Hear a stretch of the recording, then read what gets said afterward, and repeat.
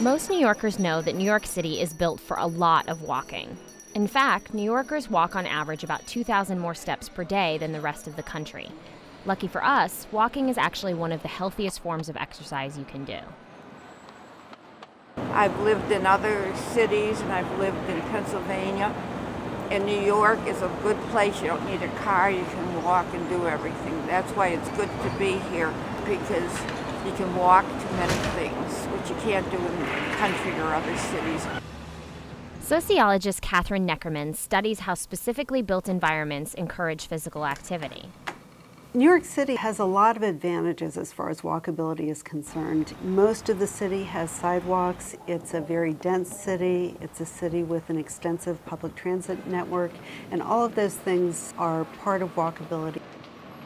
The challenge in New York City is convincing people to want to walk more, a simple and effective way to help them achieve the goal of 150 minutes of physical activity per week. Good public realm, for example, with good wide sidewalks that are well paved, that have good street crossings, encourage walking, actually also support active living and mobility. But people won't start hitting the streets on foot just because the pavement is nice. Urban designer Skye Duncan thinks it takes more to make walking appealing.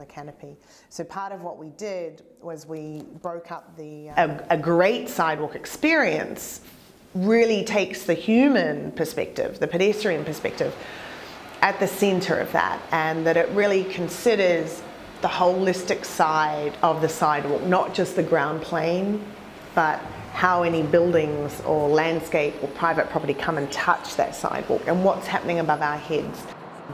What are the elements that are protecting us as a pedestrian from trucks or cars whizzing past, right? The trees, the lampposts, the street furniture.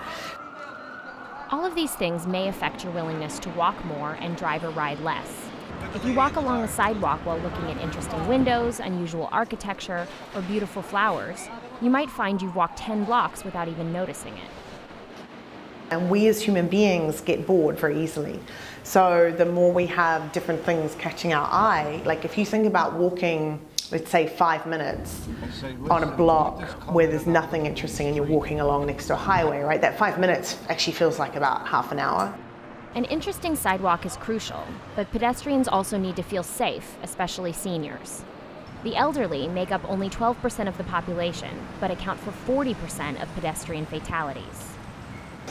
I'm slow, so I usually have to hurry if it's a big wide street, like crossing West Street out going to the river. I have to be a little bit faster than I normally am. To ensure pedestrian safety, the city started building more pedestrian refuge islands under Mayor Bloomberg's administration. Things like providing pedestrian refuge islands, of narrowing intersections so that there's bulb outs or curb extensions where pedestrians can stand and wait and they have a smaller distance to cross. The city is starting to kind of take a parking lane at the point that it gets to the intersection and turn that into a space for pedestrians.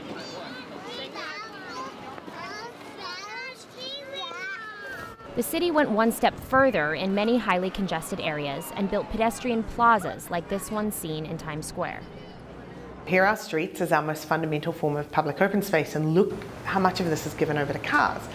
Now, where are the kind of leftover pieces that don't need to be, they're not best used by cars, they're going to be best used by people. Portions of streets are closed to traffic and they're given back to pedestrians. The pedestrian plaza has proven to be both efficient and successful. It increases foot traffic and revenues for local stores. Traffic-related injuries have also decreased.